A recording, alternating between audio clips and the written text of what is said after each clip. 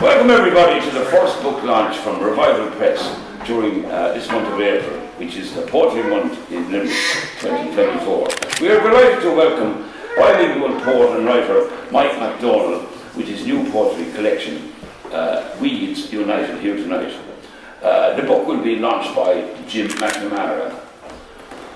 Jim MacDomhnaill, community activist, co-founder of Gael's Skull O'Dore, founder of the organic college called on Gloss, founding father, Blue Pencil, founding member of Great Southern Trail, which is now the Limerick Greenway, was active in trade union movement, always on the left and rightly so. And a poet who regularly puts work up on Facebook, usually on nature and environment. Mike MacDomhnaill has 5 books to his name in both Gaelic and English. In this collection, which consists mainly of poems in English, he has a 6-poem sequence reflecting on the COVID pandemic and an 11-poem sequence which captures a stay in the wondrous Burren of Northclare. He lives in Newcastle West, County Limerick. First, we please welcome the poetry editor of Revival Press, Mr. Tommy Collins.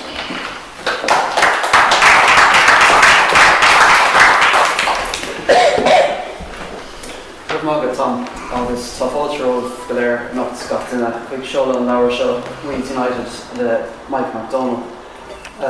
Seo leabhar céad seachtó ó chuir tús leis an seans go dul fáilte tharracht the bubble in the Limerick Writers Centre. So hello everyone and welcome to all of you this evening where we celebrate the release of Mike MacDomhnaill 6th book, Weeds United. I'm Tommy Collins, the poetry editor at Revival Press, which, as you know, is the poetry imprint of the Limerick Writers Centre. I'm just here tonight to tell you a little bit about what we do at the Limerick Writers Centre, especially our community publishing programme. As I mentioned a moment ago, Weeds United is our 170th publication since we started this journey back in 2009. It is also the first book launch of April's Poetry Month in Limerick in 2024. We've been working hard to make a mark in the world of literature, especially around Limerick City and County, but also beyond, bringing book ideas and writing to people of all ages, locally and across the country. And we will have 3 further launches over the course of this month among a fantastic schedule of events. We are all about celebrating literature. We love reading, we're passionate about writing, and we truly believe in the power of words to change lives and communities. Whether it's a poem, a novel, a memoir, a short story or even a song, we think every creative piece is valuable and deserves to be shared and remembered through publication and performance. We have adopted the words of John Millington Synge as our mantra and motto, as we have it here, that poetry must have its roots in the clay and soil of our communities. Our goal is to make literature more accessible and exciting, to celebrate the wisdom and lived experience of real people in Ireland today. We want to surprise you with how we bring poetry and prose into your everyday life, to, as Seamus Heaney said, catch the heart off guard and blow it open. We believe that art and literature are for everyone. If you're new to writing, don't worry, it's a skill that you can learn. And as you do, your inner artist will start to shine through. We also remember what Frank McCourt used to say: keep scribbling, something will happen. We believe that the act of writing is what really makes one a writer. It's like a ritual, and rituals are the heart of art. In our programme, we focus on creating high-quality, short-run titles that everyone can enjoy. We encourage all writers, whether you're pursuing a serious career or just writing for fun, seeking healing or striving for personal growth. Over the years, we've produced a wide range of works, from poetry to history, memoirs, novels, short stories, and a variety of prose. Books, even as an old technology, are still a powerful way to connect people and communities. Sometimes, as Samuel Beckett is said to have put it, words are all we have. We're really proud at Revival Press to be publishing Mike MacDomhnaill new collection, Weeds United, a book which has been described as being sometimes akin in style to the thoughtful and sometimes deceptively eclectic delivery of a Blind Boy Boat Club podcast. after writing myself a tongue twister. The title poem certainly evokes nature images that fans of that podcast would find familiar, with humble plants finding their voice and proclaiming, "We are as good as any other." This conversation starts us on a journey through over 100 wonderful, thoughtful poems in English and in Irish. Questions on the known and unknown. Poems that rhyme and poems that don't, with plenty of humour thrown in too. Fill agus scríbhneoir is Mike MacDomhnaill, a talcónaí gaslan nua here I gundal in me. Sean Sheolar on Bianas Agasha is a affiliate agus Garscailte. Mars Oji Vuig sé an dúis Garscailte sa Francis McManus sa blian Gábhíle is a trídeag. I can buinte seo ar an cogortas a prí Mike.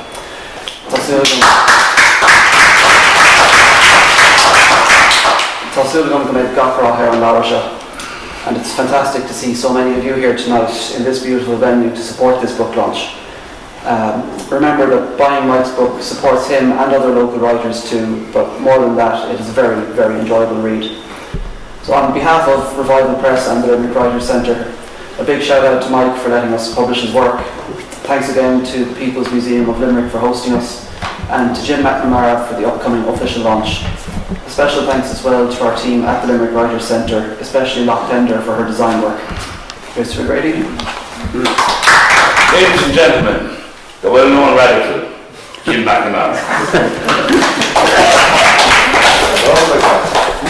Now, follow that. Follow that. Thanks, Tom. You see how fibre can get you, buddy. I'm like a frog tonight, so don't expect much now. Just be aware. Just this thing has stuck in me for the last week. Anyway, the good news is that because this book of poetry is being launched tonight, my cough began to weaken today, and I put all the blame for that on Micheál agus Carmen, because sometimes you rise to an occasion, and we're delighted to be here. So, Cogardas, okay, Micheál agus Carmen, agus Ashley, agus Ida, agus Colm, and MacDomhnaill, because, say ourselves on Shin, and I believe that comes stock. And it's what I really love about this is the title. Yeah, it's kind of but I might peep at one of these poems or two in a minute. But just want to say a word or two about the whole business of publishing. Just we're recording in our own time what's happening. So Dominic, you might notice it at this stage, but this is a gift to future generations. Do you know, like that, this will be here to document 170 books is how bad, and so many people wouldn't have a chance in the world of getting their work, and it means an awful lot to people to get their work and to pass it on, not just to their families, but to future generations. So, regardless, job will 170 books published over the last 10 or so years. It's a good old record, and I think Limerick can be justly proud. There's a whole range from novels to memoirs and poems and short stories and all sorts of things. Libel cases. Libel cases. Anyway, just I suppose more cool, a bit of a background. This isn't just an ordinary poetry book. I think it was Gabriel Fitzmaurice who used to say, why would you want to buy a poetry book anyway? Didn't forget enough of it at school, and won't be sick of it when we finish school, so who in their right mind would want to buy a poetry book? But you can't separate the book from the person and the family, because these poems are forged in the sort of smithy of activism. And Campbell and Micheál here have over, God knows, 30, 40 years now, been to the forefront of just campaigns, action, things like greenways, like schools, like politics, like out there doing it. And activism definitely does inform poems. And do you know, I think it was Jane Fonda, who's in her 80s now, who is every Friday still doing her Fire Brigade Friday actions in the States on climate. She says activism keeps us young, and I suppose activism does inform poetry because you're connecting, you're knocking at doors, looking for votes. You kind of get to know what people are thinking when you do that sort of thing, and when you get your door slammed on your face, you know what that's like too. And you know, so anyway, Carol Mihan, regardless, you again have given so many, people mightn't be aware of it here, but gifts to future generations as well in terms of a Limerick Greenway, a Gael Skull, a Gael Flash, and lots of other things. So, yes, anyway, that's enough about the author. Few of the poems. Yeah, the one, Weeds United, that one jumped out at me as the title, of course, because I suppose there's a bit of activism in getting the United crowd together too, you know. Not Leeds United, no, it's Weeds United. There are some people who will be on for Leeds United, but anyway, that's another story. But there's a few lines here, Tom, if you have no, I have an awful feeling there before the start you'd read my script. Say anything else and I may have to introduce an 1870 Derringer to the party. I'm sorry. Maybe you're clairvoyant. Sure, there you are. You see. Well, I'm going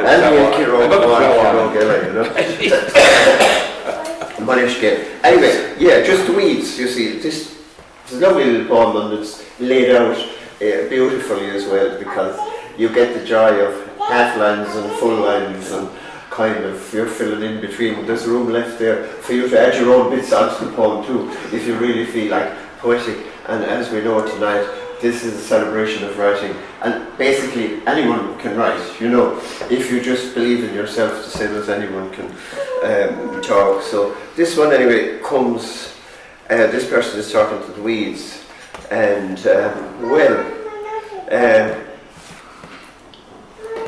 I have been speaking with the weeds. They now say, with newfound cockiness, we are as good as any other plants. No, not better, not worse. And we strike for our freedom. The weeds, they're striking for their freedom. I hope you gave them a piece of your mind. This is the person with the nice and tidy law. I did, but they wouldn't listen. Like, weeds don't always listen to us humans. I think in the eco world that it's no harm. There's an area called deep ecology which suggests that humans have lost the plot, basically. And the Weeds United is kind of a statement of cop yourself on, they're human, and you know, anyway, that's the first one jumped out at me. Few lovely COVID poems in here as well. Do you remember COVID? No. Well, there was a thing called COVID. I might as well go home, issues. Anyway, it's psychic. Don't worry about COVID at all. The best brains in the world, when they're beaten by a bat. This is the title of the poem. Best brains in the world beaten by a bat. We're working on a vaccine. Echoes around the globe. The Chinaman, the Irishman queued up for the joke. Now, all they need before the punchline is Paddy the American, and all the best brains leaning over test tubes, microscopes, jostling in discussion groups. Meanwhile, the bat hangs upside down, recounting his heroics to fellow upside-downers. How weak humans are, having straightened up from apedom, wreaking havoc on our planet, but a little dart from me has them scrambling at the airport. Tight-lipped on the news bulletin, see politicians cringing. This time a common promise. We'll get you out of this and commerce will resume. Rely on us to fix it. The best brains of the world are working on it, never fear. The best brains of the world competing with us here, upside down hanging, chilling with a beer. You anticipated that. But us bats don't need beer.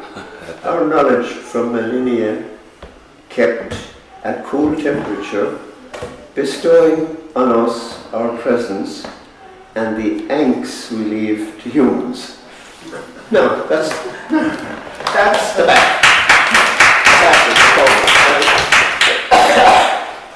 Now, how we doing? Your band. I mean, I'll have another one or two. I have to be very careful of these because their time is ticking and sometimes some people don't know when to shut up.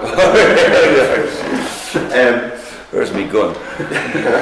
There's plenty of good political poems here as well. And rightly so. I think they might be coming to you later on. There's another nice naturey one here called The Tomato Knows Best. Tomato plant growing towards the light, you know what you need. I sit reading up on quantum physics. Distant hills come into view and now are lost again in the mists. You reach into the soil in the window pot, beginning a hopeful life which we humans hope will bear us fruit. And that's in the bud. I was just thinking about Tommy's comment there earlier on from, was it Singh had that Singh's thing about we from the clay and from the soil. That was kind of the idea that Positively organic. that's the basics, like Anyway, no, just counting one and I'll wrap up with this. There's a little place in West Limerick, kind of Kerry actually, but West Limerick and Kerry have a lot in common, you know. But there's a place called MacDomhnaill, and there's a song which Brian MacDomhnaill wrote. I heard Anthony Cronin giving it the welly at a dinner one night. Fabulous. Really? Wasn't the world's greatest singer, but it's amazing how critical it can be with a feed of wine in there. Anyway, MacDomhnaill, just for people who mightn't be familiar with it and who aren't still informed about West Limerick and Kerry and the rich heritage that's down there, it was a place where something awful happened back around, the War of Independence, and basically there was 3 innocent people shot dead by the Black and Tans, and it's one of these dark periods that, we didn't speak much about, and Dominic had a book launched lately about another dark period in history where it was brushed aside, but I think in this particular poem, MacDomhnaill is kind of blessed with trees.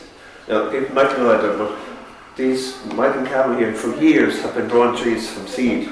Actually, they have baby trees all over West Limerick and Kerry. Big family of baby trees, But anyway, I think the story was that the person in MacDomhnaill was looking for some way to connect with the place he was living in and knowing the stories locally. So this is tree planting in MacDomhnaill. The labyrinth to Sean's mind. Sean's an artist now, and we have another artist here tonight from the Netherlands. You're very welcome. Yeah. The labyrinth to Sean's mind is what I'm after. What vision planted there? What intricate path to solace? As we plant these trees in circles, now in welcoming groups, as if to say, over here, come here and find some peace. The winds on MacDomhnaill will whisper through these leaves, these yet imagined leaves, and imaging be stilled. I see a canvas stretched in the light-filled room, built on to the tiggy, where callers came and went, and while we sip our tea, I follow brush strokes whirling round that come to rest in that peaceful labyrinth. I think this is a way to deal with the ugly events of the past. Look at the new canvas, plant trees, and begin your new journey and your new painting.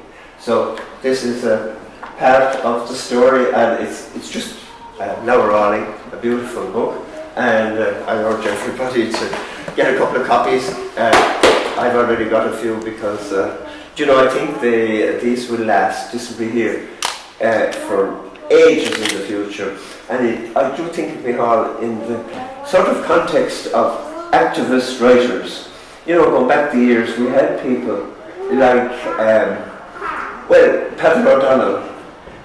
He wrote lots of short stories and novels and plays.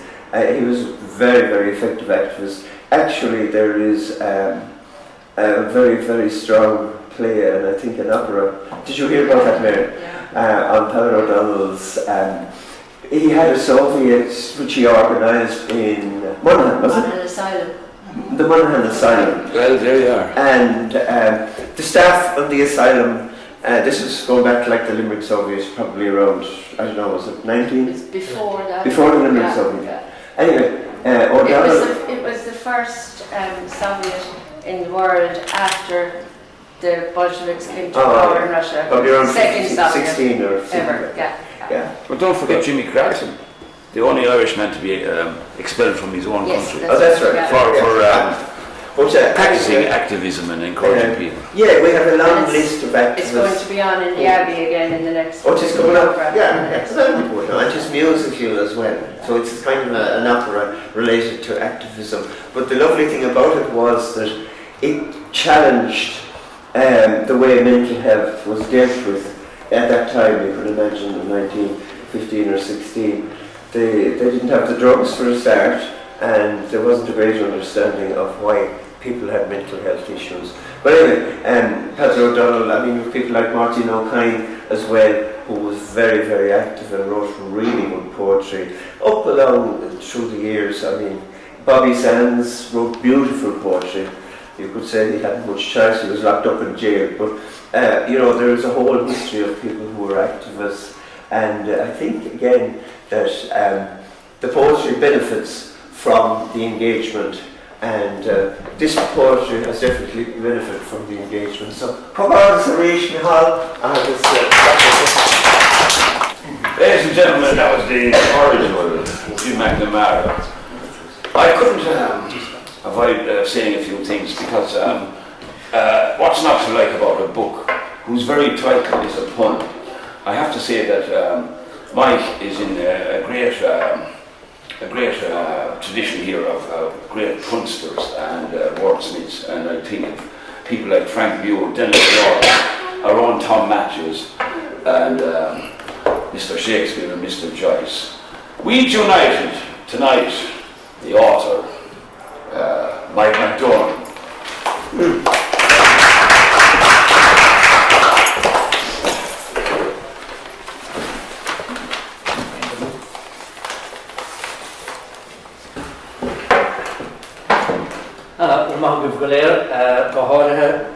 Revival Press. I'll just pick out Dominic, if you don't mind, as the one I deal with all the time, for your support. And I suppose I'd just like to start by thanking, we're not here, Martin O'Brien. If Martin couldn't launch all the end, and then Jim was the super sub. And thanks very much, Jim, for stepping in, especially with your support. And I wish Martin well. I know he had to go to hospital for some tests, but it's not private, so you can say that, he told me. But I think he's feeling good, but he thought he'd make it, but unfortunately, never Shannon Ian. We'd have taught together years back in the Laurel Hill up there, side by side. So, Shinroita, I get cracking, and with the worst of bad manners, I have my phone here simply to look at the time. So it's Detrish Hope and Tiscom Will Fargus and some adult Gubla Clear, Trish, so Neil Lanimero Ada. And if you might indulge me, I just read through a few of the poems and give a little introduction as I go along. just to comment first of all on what Jim said there about Knockanoor. It's an old hobby about planting trees, and I think it goes back to my eldest daughter Ashling Nunder when she was so high and came home. We did the little yogurt cartons, we would plant an acorn, and I had a grandfather who wasn't too famous for work, but apparently he liked planting trees. The story was that my grandmother kind of took over the farm and he kept planting trees. But I think maybe in the long run we'll remember him, and we might forget the people who worked the farm. Black Mickey was called. Where was I? Knockanoor has a special place in my heart. Sean sends on his good regards. He's up in London. He speaks with a very posh English accent, but he inherited a little cottage in Knockanoor, and we just happened to meet and we battered. He had scaffolding and I wanted it, and I had trees and he wanted them, so we battered, and I planted a couple of hundred trees there, I think, so I'm delighted. I walk there from time to time and it gives me a bit of solace. That's it. So I get cracking. I just run through from left to right. I'll try not to brought a list from here. I'm very organised with page numbers, the works. And so look, Jim mentioned Knockanoor, and he challenged me today to start it with a verse of Knockanoor, and then Aileen here, a Kerry woman, and I'll just give one or two verses. Now I know you didn't come for this, so that's the door fact.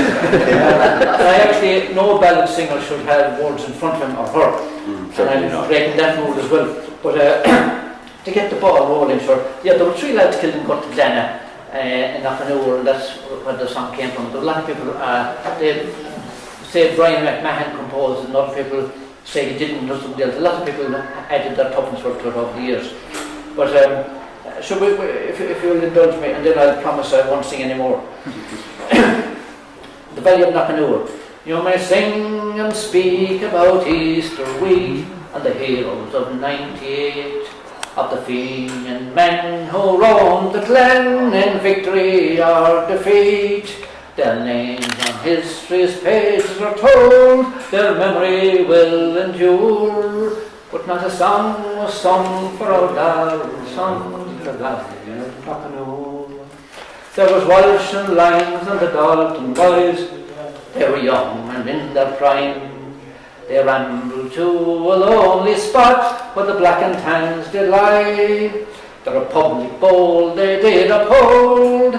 They outlawed on the moor, and side by side they fought and died in the Valley of Knockanoor. No, that's got I kind of loosened up the old vocal cords. So I'll start to run through it, and the first one is on page 18, if I can find it, and it's about a little village in southern France. My daughter, who I'm glad came down tonight, Ashling, my eldest, she's the person who organises holidays. She organised this little village, and I was intrigued by a little bridge that was there that seemed to go nowhere. And the poem is just about that. So it's called The Little Bridge to Nowhere. Day 1, and it was intriguing, arousing my curiosity. The wish to meet some old lad in the pub and inquire of his provenance. Day 2, and it still sought out my company, dawdling a while as it headed to a fence.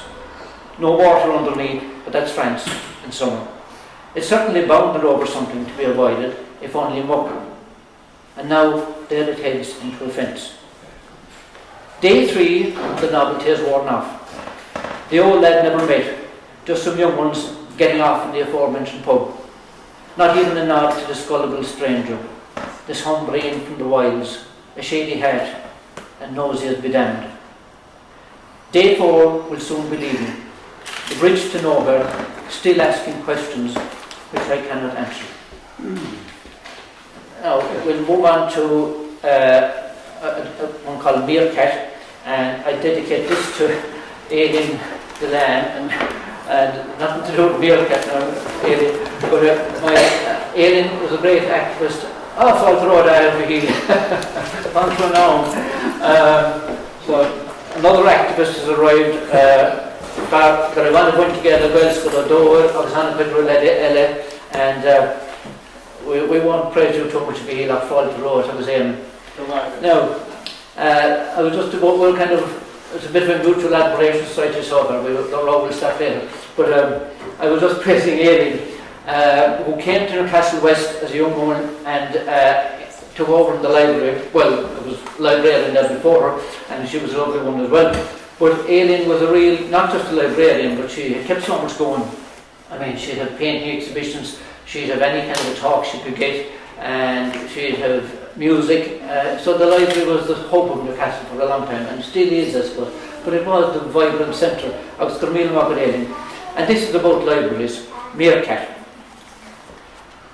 Having attained a venerable age, he still struggled to imagine a meerkat.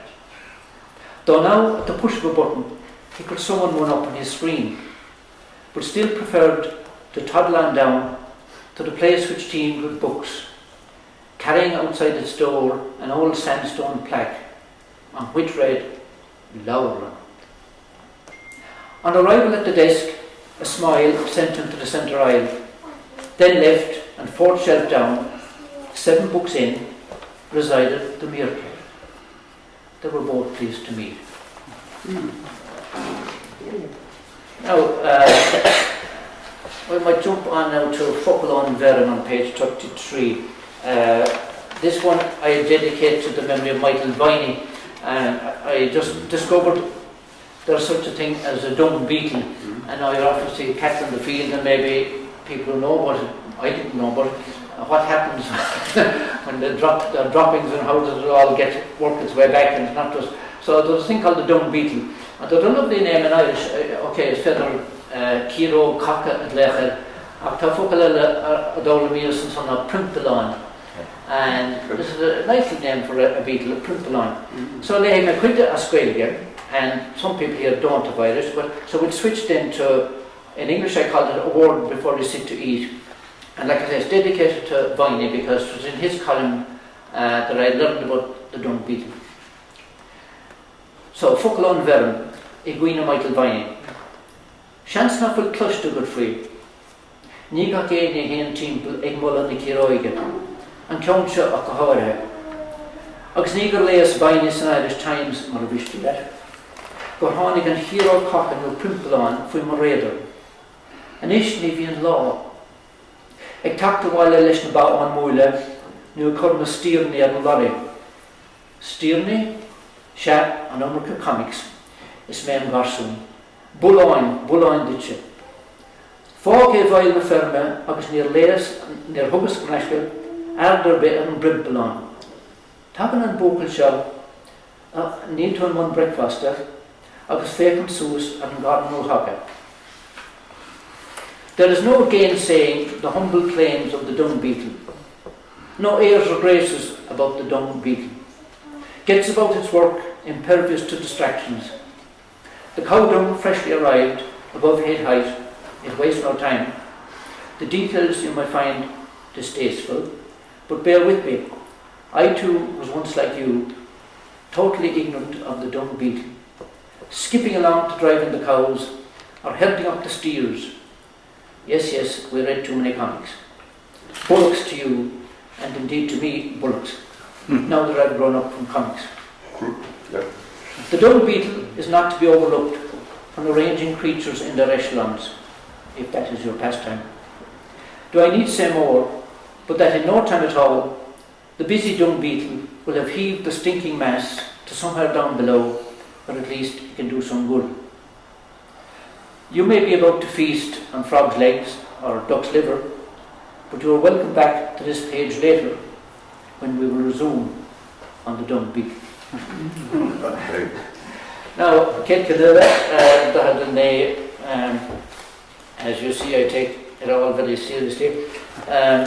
So, in Ceann seo, Folachan Farra, no watch height.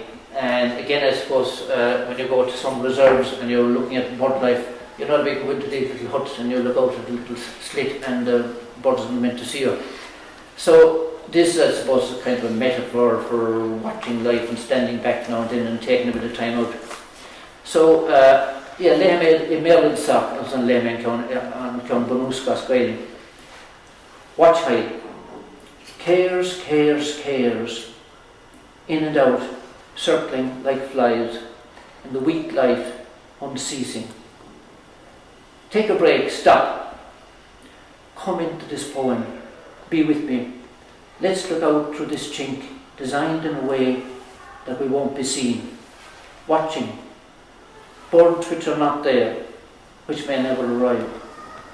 Leave the cares outside, sit here for a little while, watching it all. Folchan Farah, Cúrmi, Isteach Samach, a Kirklu Timple, Mar Chiloga, so Vayan Solis, gan Stad gan Stena. Sus, stop, Taristeach sa dansa, Bístiglum, Fake Mishmach, Transculture, Atá Jara Dro, is not Fekfushin. Ag Farah, Ein nach Valaun, is not Megan Baby. Fog na Cúrmi Mo, Sigan Sa, Tag Skahid, Ag Farah na Hindi. Now, the next one is for a little girl who's not here. It's on page 54, and it's very short. The title is longer than the poem, and it's for a girl called Maisie McLean. And when she reached the venerable age of 2, we were kind of shocked at how quickly she'd become 2, as we always are. You know, I know it's a bit of a cliche, time flies and all that. But and the situation of the situated in a place called John Minogue's in Tulla, a nice little pub. And if we look out the window in John Minogue's, which I discovered the first time I went there with my beloved, who's from Tulla, and you're in the little pub and you have a window here and you see the courthouse out there, and there's a clock in the courthouse, and underneath the clock says Tempus Fugit. So that's given away the secret over there. So looking out at Tulla Courthouse from John Minogue's for Maisie McLean, we shake our heads, she can't be 2. Up there's the clock which says it, Tempus Fugit. Shall I? Now the next one, I kind of remember a son of mine, Fiacre, because he was with me when it happened, so it's a true story, folks. You know, of course, can make stuff up, but this is true. The Cold in the Scottish Youth Hostel, it's called. And it's from my son Fiacre, because he was with me. When the kids were a certain age, we used to go to youth hostels, cheap holidays. We go to these, especially in Scotland and Wales, and you know, you sleep on bunks, and that's great, and you meet other people in the kitchen. So this occurred in one of the kitchens, just near Loch Lomond, and anyway, it's called the Cold in a Scottish Youth Hostel. Sorry enough for that. I just had it on for time. Pottering about the hostel kitchen, did we bring the sugar? An older man than me is carefully preparing for his day, with little packages to pick from. When I break the ice, my son beside me. Something like, it seems a good day for a hike, or maybe I offered a blind forecast on the weather. We're from the south, near Limerick, our first trip over here, and he ventures a few steps in our direction. I'm from, well, he said, I've long forgotten, but it must be a bitter place. For then, to be convivial, I said, we've only been to Derry in the north. You mean Londonderry, he countered. My son too felt the cold as I set about the porridge. Enough said all round. Now, another short and brief, this one it's only 3 lines again, called A, Streamé Fodó Agus vi found sus Carter Darbanim James O'Canada, who's pretty famous, and a man who could start a row and he could finish a row, but he was a lovely man, but a bit eccentric. And there's a street called after him in the city, I'm delighted to see, and they didn't put it in the genitive, it's Stroid, James O'Canada, which is fine, and Wells we didn't use the genitive either. There's arguments about that. Does the school belong to O'Dowd, or anyway, we won't start that. But so it's the 3-liner, and I translated it to English, and on the night I read it to Shane, he gave out to me and said, you know, dump the bloody English and you know, keep the Irish. But anyway, I'll do both if you'll allow me. So Lake may us bear the socks are jealousy. To keep you in the grave all through your life. To carry you in the womb all through your dark, sweet existence. To keep you in a closet for my greed. Air. To chimad into nuig fag the heel. To umprin some ring fag the rave of queen. To hona sus more hashpantas the haunted. So that's for Shem's Canadian. Now I'll jump on to, again, Viney I mentioned already, and Jim, so I suppose we're everyone's into the environment now, hopefully. And some people might listen to Mooney Goes Wild on a Monday night. It's one of my ways of going to sleep. So it goes from 10 to 11 on Monday nights, and Mooney is pretty famous, you know, as an environmentalist. And I had a great time for him because he puts it across very well. Himself and Ian and Neil Lown and floats like that. So one night they did a thing on the blue whale, which is under extinction or under threat of extinction. There are still some there, thankfully, and hopefully the tide will turn in every sense of the word. So this is called blue whale. Just then, a signal come from the wilderness. Use the black hole as a metaphor. It shows a bit of physics. They'll sit up and take notice. No, not that. All too clever. I had hoped to allude to the good book. The wilderness comes into it a lot. Jesus heading out for 40 days. Jonah being swallowed in the belly of darkness. That sort of thing. Then bring it back inside to the innermost core of being. You need to take your head out of that good book. The Bible is all tacked to so many. And then there's the East. The East needs a look in. And I still think physics. All right, we'll cut our losses and address the other human being in the room. Declaring, still speaking like a prophet, okay, asking, do you detect a sound come from the deep? That is a blue whale, if I'm not mistaken. You picked up on your machine, but can never hope to hear as they connect way down the scale.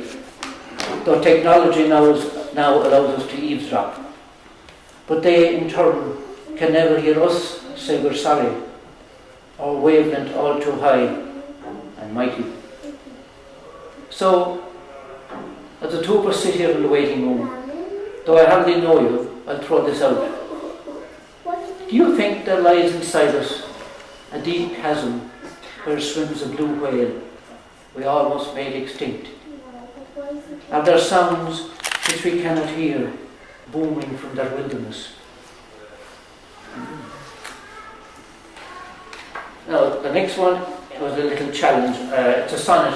I never before, and probably never again, will write a sonnet. But it was for a girl called Kat, who thought she'd be here tonight, wasn't able to make it.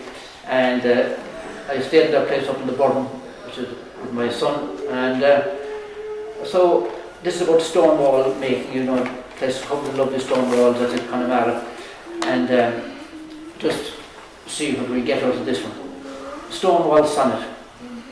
He lifts the stone to place it firmly in, the cleft awaiting with its edges tight. For this, a studied piece, its ending thin, to tap it home, let leave in chinks of light. All through the day he labours at this task, which echoes back to when we first fenced in our half-domesticated herd. The flask he now uncaps and takes a swig between glancing up and down the crazy patterned wall, judging his own handiwork, the gaps to fill. Decides best not to overthink it all, since ferns and moss will come along, but still his reason seeks to tame and to command, while nature simply marries stone to land. Use that one. Now, sorry again for the bad manners, but it's just I don't have a watch, so it's nearly 8:30, so we're not too bad done with it for the train. And thank you all at this stage for your patience, Kadisha, Rolvina, and again I hadn't met Tommy, but thanks again for all the work that goes into this, and you know, without overdoing it, I think we all know how much we appreciate each other. Now the next one, I think move on to, actually I had pre-planting, but Jim has stolen that one on me. So, on the Middle East, I suppose you could come here tonight and, like a man down here, Clayton Bevel, who has a book coming out in a month's time, has written quite a lot on Palestine, and I've written it. I suppose any artist and else has to react to the awfulness of the situation. And the one I just chose, I've only one in this book, and that's written back in 2006. And again, I suppose the whole world is beginning, even the British and Americans are beginning to realise that it didn't begin on October the 7th, but began way back, and particular time in Nakba in 1948. And yes, I said I won't say much because you'd say too much if we start going on the horribleness of the situation there. And maybe as we speak tonight, things are beginning to turn slightly. So Beamish dogs. So this one, it's on page 92. Sorry. Yeah. So it's just going on and on, and I have quite a lot of poems. I hope to bring one up maybe next year on as well. Going right back to when 1980, whenever Sabra and Shatila, I think when they murdered all those people, that was in Lebanon, but they were Palestinian refugees. So it's been going on and on. Hopefully it will be finally faced up to. So this happened in July 2006, and notes retrieved 2023 is what I called it. Another bridge blown down, a house is knocked aside. That farmer's crop is levelled by the US paid for tank. And yes, the Israelis are looking for their soldier. The death toll yesterday was 30, if we can be sure, how Lebanese, how Gaza dwellers count their dead. We count their dead in families and tens. The water now is gone, yesterday the power. Bush said he understood. These crazy need a lesson. Then let's go after Syria and Iran. The Israelis are looking for their soldier. Today is yesterday. Tomorrow is the same. A Bible, a Quran will help us cradle what is left. In the meantime, stop at nothing for our soldier.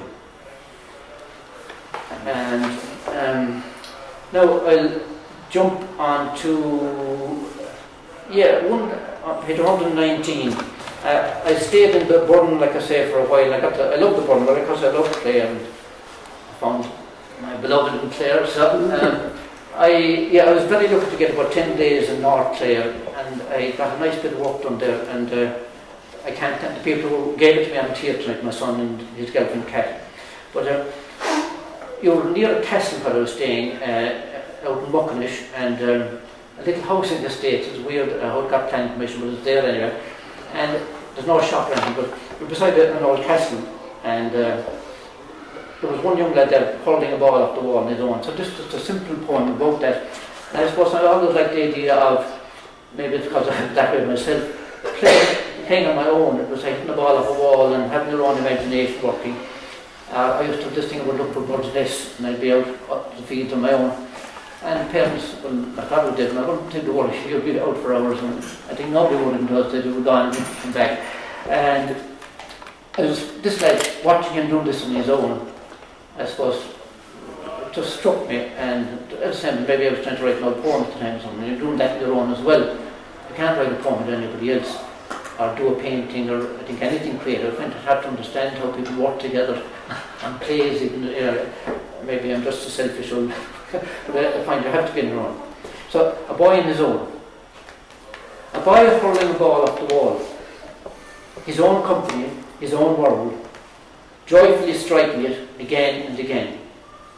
Perhaps developing skills, but I hope quite simply enjoying himself. The slither rebounding, telling him all is well. A boy in his own, hitting ball. So, that's that one. Now, while I was there, and I might well want to know, I don't know, yes, sorry, page 121, it's just a page or two on. Again, while that stay in the Burn, which seems to be productive for some reason, there was one place called Bell Harbour. Those who are familiar with North Clare might be familiar with Bell Harbour. There are no ships there, no nothing. There's a little dock. Anytime I was there, there was no boat, no nothing. But it's a lovely place just to park up and to sit down and to look out at that part of North Clare, looking out at the Atlantic. So this one's called I Stake My Claim, one day when I was there in Bell Harbour. This evening I own Bell Harbour. The deeds are in my back pocket. The solicitors paid off, all in order. The sun I have yet to acquire shines to my left, which is to say the west, and stands everything across the dock. I wasn't serious about the above, the solicitors and that. Public property is public property, and it was just a momentary lapse into a grandiose version of myself, which I have been made aware needs curbing. Not a boat or a sail in sight, so why Bell Harbour? Was it my grandiose ancestor who came up with the idea, thinking ahead, thinking ahead? The camper van people to my left, now beginning to blot out the sun, have certainly acquired the property, settling in for their stay, no doubt with grandiose thoughts. I forfeit my rights to Bell Harbour. Now, I go back to politically what I said was 124, a great man who was executed, hanged in 1916 for his part in the rebellion, and that was Roger Casement, who, as we know, was Sir Roger Casement for a while because of his wonderful work in the Belgian Congo while he was investigating the awful atrocities, the awful treatment of the native people there. The Congo is still a place of unfortunate suffering, but at the time King Leopold was basically looting the place, and these people were doing his work for him. It's going to catch a train. So Casement, as we know, he ended up hanging up a rope, but the wonderful work he did brought some good, I think, at least. And it wasn't the Brits, it was the Belgians. And as we know, sometimes we maybe go on a bit about the British here in Ireland, but as we know, the French, the Spanish, the Portuguese, you can go through it. So Europe has a lot to answer for. And anyway, shut up so you can get on. Right, this is called rubber source. That's what they were doing, getting rubber from the trees. Once you've cut off one child's arm, it seems to get easier. To make the adults work faster and have them, yes sir, yes sir. There is the ambient satisfaction of colonial rule, being in charge, determining their lives from dawn to dusk as they backbreak. Later, on the veranda, we smile over a brandy, watch a deep red sunset. And I'll nearly wind up now, it's getting to that time, isn't it? But I'd like to find out, and I got an apology from Rosemary, and I thought I would have loved if she was here, a good friend of ours. Sorry, as I'm talking, I'm trying to find it here, to here, another stone wall. I'm thinking about stone walls. So I was doing this with myself, and very simply, just put one stone on top of another, dry stone wall they call it. In other words, just hope it won't fall. And I was down in front of the house near the pathway, and a friend of ours was passing, and she's not well, but I didn't know it at the time. And it was Rosemary wised me up, and so the poem is dedicated to Rosemary, who's a Sunnis Hilford shop down in Newcastle. If anybody wants to drop in for a nice coffee if you're in Newcastle, and you'll pick up something to improve your health. A dry stone wall for Rosemary. He unfolded up from the bent position, embarked as he was on sighting a most challenging stone in an opening a touch too small, and which now required some persuasion in the form of a lump hammer. Straightened up, he was back with humanity's passing parade, and sensed the approval of a kindly lady. "You're doing great there," which cheered him up, so that he could have hugged her.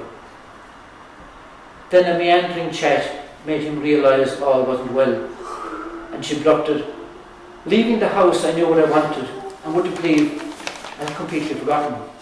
It's happening a lot. And later, my lovely health food dealer confirms my sad depiction. We must mind her. So I love the work, the way, and that was the way it happened. When somebody says, "What's nice about community, because they look out for somebody else, and we look out for her." And so, yeah, I don't like to draw me out here, but I've given it to her already, and she obviously would have liked me here, but couldn't. So I think we'll wrap it at that. Let's, again, with bad manners, I look down, it's 20 to 9. You can't help Míle it. maith libh as bhfuil bhaine bheith an sonnacht. Tá súil gom go bhain sibh beagán tanhas pescéile coming out on a Friday evening and do lots of other things. So I do appreciate it, and I do appreciate people making a special effort to have me hall Cahara agus Éaman, Míle maith. You know, it's reassuring. I hope I do the same the other way around. But that's the nice thing about community, and I hope what I shared there has some meaning for some of you at some stage. So, fáic mé mar sin é, míle maith go léir ríis.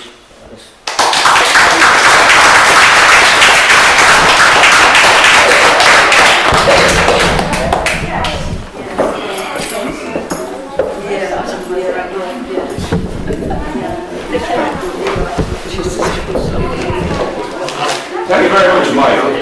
Hopefully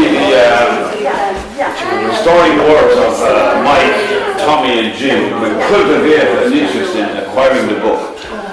Copies of the book can be had from our book table from the genial hand and of our publisher, the long suffering Dominic Taylor. Thank you and good night.